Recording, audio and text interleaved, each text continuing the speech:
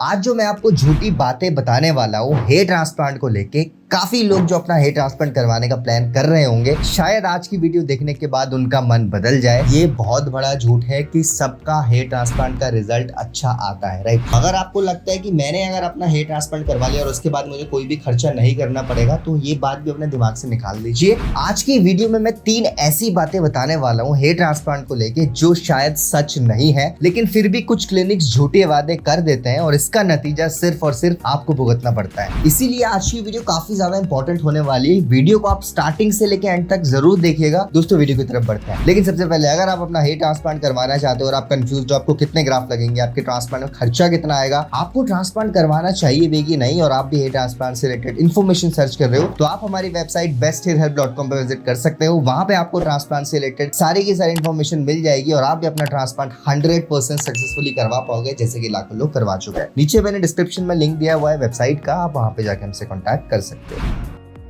So guys, सबसे पहले झूठ के बारे में बात करें तो ये झूठ ऐसा है जो सबसे ज्यादा लोगों को बताया जाता है, और कई बार ये चीज बताई नहीं जाती लेकिन फिर भी लोगों को लगने लगता है, जो कि है हेयर ट्रांसप्लांट करवाने के बाद आप लोगों का जो हेयर लॉस है और हेयर फॉल है वो पूरा रुक जाएगा, राइट। आप लोगों में से काफी लोगों को ऐसा लगता है कि अगर मैं एक बार हेयर ट्रांसप्लांट करवा लूं तो मेरा जो हेयर लॉस और हेयर फॉल का प्रॉब्लम है वो पूरी बंद हो जाएगी और मेरे बाल वापस आ जाएंगे और मेरी लाइफ पहले जैसी हो जाएगी, जबकि ऐसा बिल्कुल नहीं होता। हेयर ट्रांसप्लांट फंडामेंटली एक प्रोसीजर है जिस प्रोसीजर में उस एरिया में बालों को लगाया जाता है जिस एरिया में ऑलरेडी हेयर लॉस हो चुका हो, और फिर वहां पे बाल उगने लगते हैं, राइट। हेयर ट्रांसप्लांट का आपके हेयर फॉल से कुछ भी लेना देना नहीं है। सपोज आपने अपना हेयर ट्रांसप्लांट करवा लिया उस एरिया में जहां पे आपका बॉल्डनेस हो चुका था, आपके वहां से बाल हमेशा के लिए जा चुके थे, तो आपने वहां पे ट्रांसप्लांट करवाया। अब ट्रांसप्लांट के 4 से 6 महीने बाद वहां पे बाल ऑब्वियसली उग जाएंगे अगर आपने एक अच्छे क्लिनिक से ट्रांसप्लांट करवाया होगा, ठीक है। बट अगर आपका हेयर फॉल हो रहा होगा ऑलरेडी, आपके जो पुराने एग्जिस्टिंग हेयर होंगे, अगर वहां पे हेयर फॉल ट्रांसप्लांट से पहले हो रहा था तो वो हेयर फॉल कंटिन्यू रहेगा ट्रांसप्लांट के बाद भी। हेयर ट्रांसप्लांट सर्जरी का हेयर फॉल से कोई भी लेना देना नहीं है।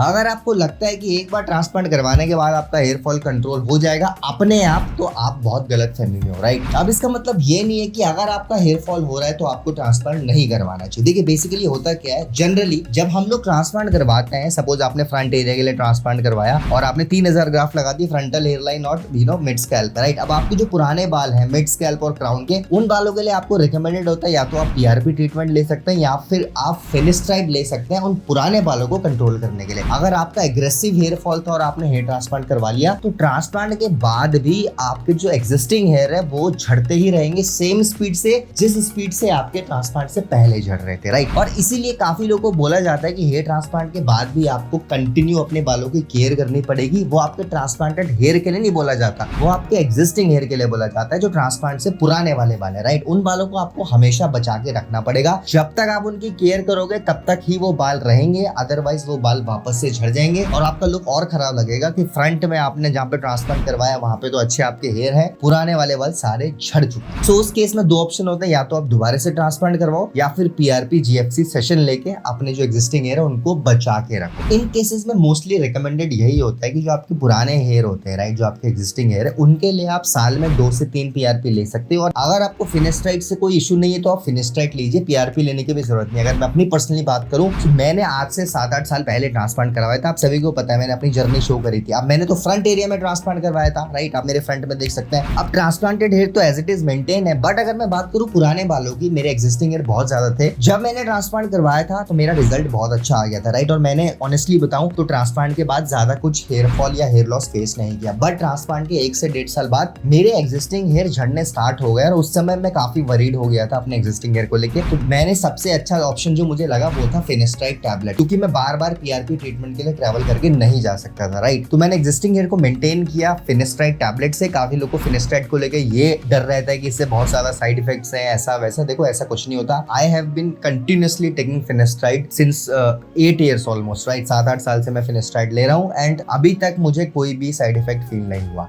मैं ऐसा नहीं बोलूंगा किसी को साइड इफेक्ट नहीं होता। अगर 1 या 2% लोगों को साइड इफेक्ट हो भी रहा है तो ये साइड इफेक्ट टेम्पररी होता है, ये साइड इफेक्ट आपके हमेशा नहीं रहने वाले, राइट। तो अगर आपको by chance side effect feel होता भी है फिनेस्ट्राइड, तो आप जिस दिन फिनेस्ट्राइड लेना छोड़ दोगे आपके साइड इफेक्ट बिल्कुल खत्म हो जाएंगे। तो फिनेस्ट्राइड के साइड इफेक्ट परमानेंट नहीं होते। और अगर आपने एक बार ट्रांसप्लांट करवा लिया तो आप अपने एक्सिस्टिंग हेयर को सिर्फ 2 ही चीजों से कंट्रोल कर सकते हो। One is second session of hair transplant, second one is PRP, GFC या फिनेस्ट्राइड, राइट। तो भाई अगर आपको अभी तक ये गलत फहमी थी ना कि अगर मैं ट्रांसप्लांट करवा लूं तो जो मेरा हेयर फॉल या हेयर लॉस हो रहा होगा मुझे उसके बारे में नहीं सोचना पड़ेगा, ऐसा बिल्कुल नहीं, अपने दिमाग में डाल दीजिए। Hair transplant is not a solution for your hair fall, right. आपको दिमाग में बात डालनी है, हेयर ट्रांसप्लांट का हेयर फॉल से कोई भी लेना देना नहीं है। अब अगर हम बात करें दूसरे सबसे बड़े झूठ की, जो कि बहुत सारे क्लिनिक्स लोगों को बोला करते हैं, कभी भी जब कोई कंसल्टेशन लेने जाता है तो ये झूठ हमेशा बोला जाता है, दैट इज हर किसी का अच्छा रिजल्ट आता है ट्रांसप्लांट करवाने के बाद। अगर आप मेरे से ऑनेस्टली पूछे तो मैं आपको बताऊंगा ये बहुत बड़ा झूठ है कि सबका हेयर ट्रांसप्लांट का रिजल्ट अच्छा आता है, राइट। देखो हेयर ट्रांसप्लांट सर्जरी में आपके ही ग्राफ्ट को एक्सट्रैक्ट करके आपके ही ग्राफ्ट को लगाया जाता है, राइट। मैं आपको 2-3 चीजें बता देता हूँ जो चीज आपको क्लियर होनी चाहिए।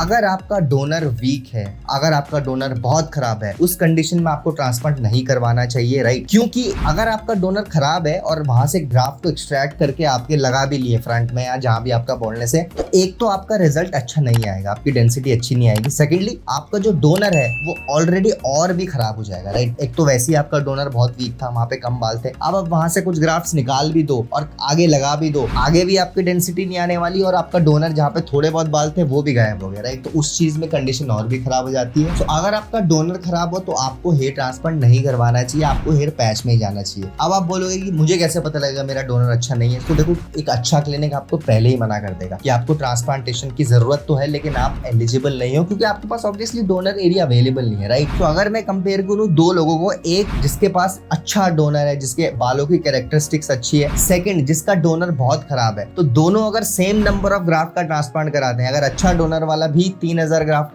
का हेयर ट्रांसप्लांट करवाएगा या एक खराब डोनर वाला भी 3000 ग्राफ्ट का अपना हेयर ट्रांसप्लांट करवाएगा, दोनों का रिजल्ट सेम नहीं आने वाला। अच्छे डोनर वाले का रिजल्ट अच्छा आएगा, खराब डोनर वाले का रिजल्ट उतना अच्छा नहीं आएगा, राइट। क्योंकि बेसिकली होता क्या है, डोनर से जो ग्राफ्ट्स भी निकाले जाते हैं ना, ग्राफ्ट्स भी अलग टाइप के होते हैं। आप इस बात को समझना, अगर किसी के 1000 ग्राफ्ट लगाए और सारे के सारे ग्राफ्ट सिंगल्स हैं, उसकी डेंसिटी इतनी अच्छी नहीं आएगी जितनी अच्छी डेंसिटी अगर कोई 1000 ग्राफ्ट लगाए और सारे ग्राफ्ट मल्टी हेयर फॉलिकल से। आप खुद ही सोचो ना, अगर 1000 ग्राफ्ट में 2 से 3 बाल हो तो वो 2 से 3000 बाल हो जाएंगे, राइट। वहीं अगर 1000 ग्राफ्ट सारे सिंगल्स निकले खराब डोनर से तो वो 1000 ही ग्रो करेंगे और हो सकता है 1000 भी ना करे क्योंकि 2 to 3% ग्राफ्ट डैमेज भी हो जाते हैं, राइट। तो दोनों की डेंसिटी कैसे सेम आ सकती है, राइट। तो जितना ज्यादा अच्छा डोनर होगा उतनी अच्छा हेयर ट्रांसप्लांट का रिजल्ट आएगा। तो ये बात अपने दिमाग में डाल दीजिए कि अगर आपका डोनर इतना अच्छा नहीं है और अगर आपको कोई क्लिनिक अनरियलिस्टिक आपको एक्सपेक्टेशन दे रहा है कि हम हमारे क्लिनिक से आप करवा लो, आपका 7 ग्रेड ऑफ बोलने से हम आपके बिल्कुल जबरदस्त बाल उगा देंगे, तो देखिए इस ट्रैप में आपको नहीं फंसना, राइट। आपको थोड़ी बहुत एजुकेशन पहले से लेनी चाहिए हेयर ट्रांसप्लांट के रिगार्डिंग कि अगर आपका डोनर इतना अच्छा नहीं है तो आपका उतना अच्छा रिजल्ट नहीं आ पाएगा जितने अच्छे रिजल्ट को देख के हो सकता है आप इन्फ्लुएंस हुए हो अपना हेयर ट्रांसप्लांट करवाने के लिए। और ये चीज मैं आपको इसलिए बता रहा हूँ क्योंकि काफी लोग अपना हेयर ट्रांसप्लांटेशन इस ट्रैप में फंस के करवा लेते हैं, लेकिन जब उनका रिजल्ट नहीं आता वो डिप्रेशन में चले जाते हैं। सो आपको इन चीजों में नहीं फंसना। हेयर ट्रांसप्लांट का दूसरा सबसे बड़ा झूठ यही है कि सब लोगों का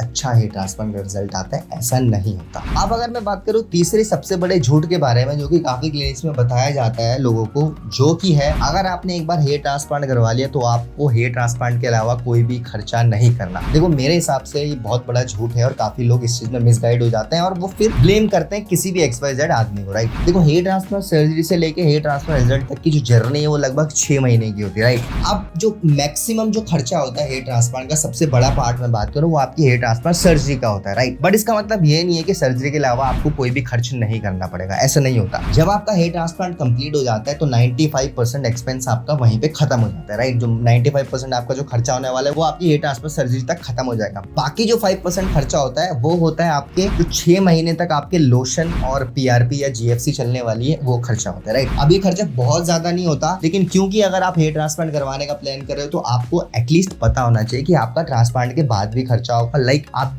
PRP लेते हो, राइट। वैसे तो कुछ क्लिनिक्स में PRP फ्री ही होती है ट्रांसप्लांट के बाद, लेकिन 70 to 80% क्लिनिक्स में हेयर ट्रांसप्लांट के खर्चे के अलावा PRP का खर्चा होता है, जो कि बहुत ज्यादा नहीं होता, लेकिन आपको पता होना चाहिए, राइट। तो PRP का खर्चा हो गया। सेकेंडली आपको पता है आपको मिनॉक्सिडिल लेना पड़ता है 6 महीने तक रेगुलरली दिन में 2 बार। उसका खर्चा अगर मैं बात करूँ 700-800 रुपए महीने का एक आता है, वो भी आपको हर मंथ 6 महीने तक लेना पड़ेगा। थर्ड में बात करूँ मल्टीविटामिन टैबलेट्स, आपको ट्रांसप्लांट के बाद मल्टीविटामिन भी दिए जाते हैं ताकि आपकी जो ग्रोथ हो वो बूस्ट हो जाए, राइट। तो ये 3-4 चीजों के जो खर्चे हैं वो ट्रांसप्लांट के बाद आपको 6 महीने तक करने पड़ेंगे। 6 महीने के बाद आपके ये खर्चे नहीं है। तो अगर आपको लगता है कि मैंने अगर अपना हेयर ट्रांसप्लांट करवा लिया और उसके बाद मुझे कोई भी खर्चा नहीं करना पड़ेगा, तो ये बात भी अपने दिमाग से निकाल दीजिए, ये बहुत बड़ा झूठ है। ट्रांसप्लांट के बाद भी कुछ बेसिक एक्सपेंसेस होते हैं जो कि इतने ज्यादा नहीं होते, लेकिन आपको पता होना जरूरी है। तो गाइस ये थे कुछ हेयर ट्रांसप्लांट को लेके झूठ जो पता नहीं कुछ क्लिनिक्स क्यों बोलते हैं पेशेंट्स को सिर्फ सर्जरी करवाने के लिए। मैं उन क्लिनिक से रिक्वेस्ट करना चाहूंगा, प्लीज पेशेंट को मिसगाइड मत किया करिए। एक पेशेंट अपना हेयर ट्रांसप्लांट जब करवाने का प्लान करता है तो उसकी बहुत ज्यादा एक्सपेक्टेशन होती है, उसकी लाइफ के साथ आप मत खेलिए। और दोस्तों इसलिए मैं आपको भी बोलता हूँ जो ये वीडियोस देख रहे हैं कि आपकी भी रिस्पॉन्सिबिलिटी बनती है कि लाइफ में अगर आप एक बार ट्रांसप्लांट करवा रहे हो तो एक अच्छे क्लिनिक से ट्रांसप्लांट करवाओ, क्लिनिक के बारे में पढ़ो, क्लिनिक के बारे में थोड़ी रिसर्च करो, देन एक अच्छे क्लिनिक में फाइनलाइज करके अपना हेयर ट्रांसप्लांट करवाओ।